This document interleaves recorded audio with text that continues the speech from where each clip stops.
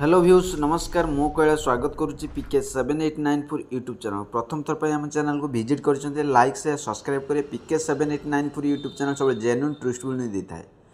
सुभद्रा प्रथम किस्तिर तृतीय पर्याय हिताधिकारी अर्थ प्रदान संपर्कित समीक्षा बैठक चलतु पूरा खबर जानिबा।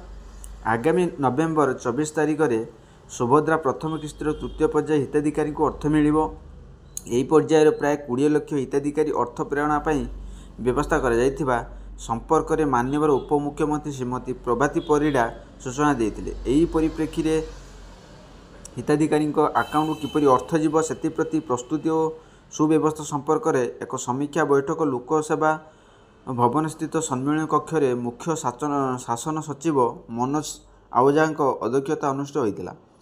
एथिरे अन्यमानक मध्य उन्नयन कमिशनर तथा अतिरिक्त मुख्य शासन सचिव श्रीमती अनु गर्ग, महिला शिशु विकास विभाग प्रमुख शासन सचिव श्रीमती सुभा शर्मा जोग देइतिबा बेले समस्त जिल्लारू जिलापाल अतिरिक्त जिलापाल जोग देइतिबा बेले समस्त जिल्लारू जिलापाल उपजिलापाल और बीडीओ माने आभासी माध्यम जोग देइतिले। पंजीकरण करुथिया अथच बैंक एवं आधार संयोगकरण जनित समस्या जोगु बाद पड़िथिबा हिताधिकारी मानकर समस्या को समाधान करने को बैठक निर्देश जाइतिला। NCPI national payment corporation of India digital payment माध्यम अर्थ प्रेरण बेले जो मानकर त्रुटि देखा देता ताकू अनुधान कराजिबो। एथिपाई हिताधिकारी निमंते ब्लॉक स्तर बीडीओ अध्यक्षता ब्लॉक स्तरीय जांच कमिटी पौरांचल कार्यनिर्वाही अधिकारी अध्यक्षतार जांच कमिटी एवं महानगर निगम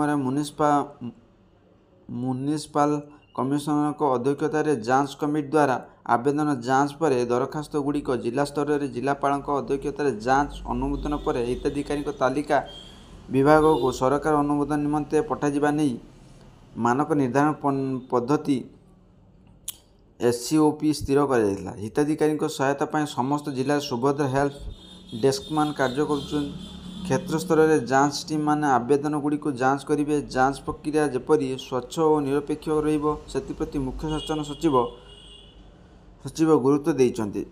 जेपरी कौनसी जड़े भी योग्य हिताधिकारी योजना अर्थ पाइबा वंचित न होती से राज्य सरकार गुरुत्व देइचंती।